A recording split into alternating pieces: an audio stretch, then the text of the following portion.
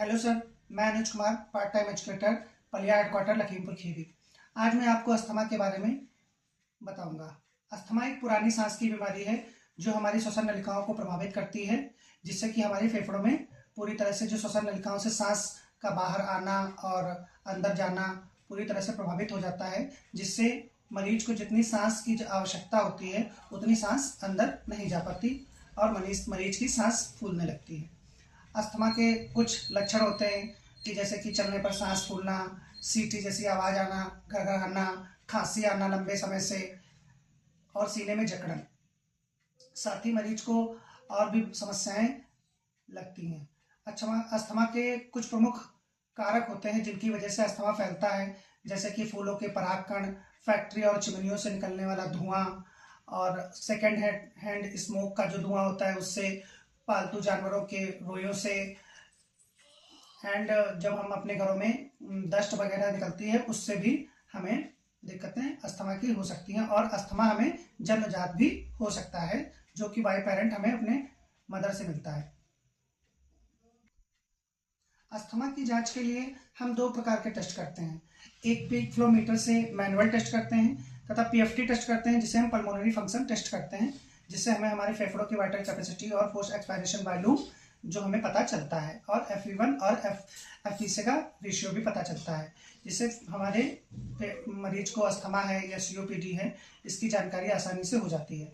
Asthma के निदान के लिए हम दो तरह की दवाओं का प्रयोग करते हैं, मेंटेनर और रिलीवर।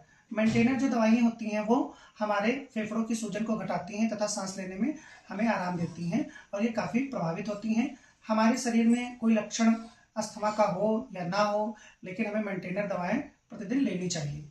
रिलीवर दवाएं क्या होती हैं, जो कि हमारी श्वसन नलिकाएं जो पूरी तरह से सक्रिय हो चुकी होती हैं उन्हें चौड़ा करने में मदद करती हैं और तुरंत कार्य करती हैं।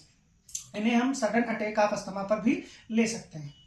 अस्थमा के निदान के लिए सबसे ज़्यादा महत्वपूर्ण और उपयोगी है हमारे लिए इनहेलर्स। इनहेलर्स क्या करते हैं कि इनहेलर्स तुरंत काम करते हैं। जैसे ही हमने इनहेलर को यूज किया, इनहेलर हमारी श्वास के साथ मिलकर तुरंत पेशेंट को आराम देते हैं और इनका कोई साइड इफेक्ट नहीं होता है। इनहेलर्स की जगह पर अगर हम ओरल मेडिसिन का यूज करते हैं तो उनके बहुत सारे साइड इफेक्ट्स होते हैं, जैसे कि वेट गेन होना, ब्लड शुगर का लेवल बढ़ जाना, osteoporosis, cataract, glaucoma, rising blood sugar level, इस तरह के कई सारे साइड इफेक्ट्स होते हैं। इसीलिए हम अस्थमा के प्रबंधन में सबसे ज़्यादा इनहेलर्स का उपयोग करते हैं। इसके बचाव के लिए हमें घर पर भी एक डेली रूटीन बनाना चाहिए, जैसे कि हम पीक फ्लो मीटर का प्रतिदिन उपयोग करके हम अपनी डेली मॉनिटरिंग कर सकते हैं और हम अस्थमा के अटैक को समय से आने से पहले रोक सकते हैं। इसके अलावा हम व्यायाम कर सकते हैं, जो कि हमारे ब्रीथ फ्री डिजिटल एजुकेटर आपको इसके बारे में अच्छी से जानकारी दे सकते हैं। यदि आप हमारे www.breathefree.com पर बात करते हैं तो आपको वे व्यायाम से रिलेटेड अच्छी जानकारी दे सकते हैं तथा आपको कैसे अपनी डिवाइसेस का यूज करना है उसके बारे में भी आपको आसानी से जानकारी दे सकते हैं। और आप हमारे ब्रीथ फ्री एजुकेटर से कॉल के माध्यम से भी जुड़ सकते हैं, जिनका नंबर है 9873335577। आप हमारे ब्रीथ फ्री ऐप के बारे में भी जानकारी पा सकते हैं। जैसे कि आप उसे डाउनलोड करते हैं तो क्या है, आपको इसके कई सारे फायदे हैं। उसमें आप डाइट प्लान कर सकते हैं, आप अपना रेगुलर योगा सीख सकते हैं, उसमें कई सारे फिजियोथेरेपिस्ट एडेड रहते हैं, जिसमें आप लाइव कॉल के माध्यम से भी अस्थमा या COPD के बारे में कई सारी जानकारियाँ प्राप्त कर सकते हैं, कैसे हमें इनहेलर्स का यूज करना है या कैसे हमें अपनी बीमारियों से, उत्प्रेरकों से बचना है। धन्यवाद।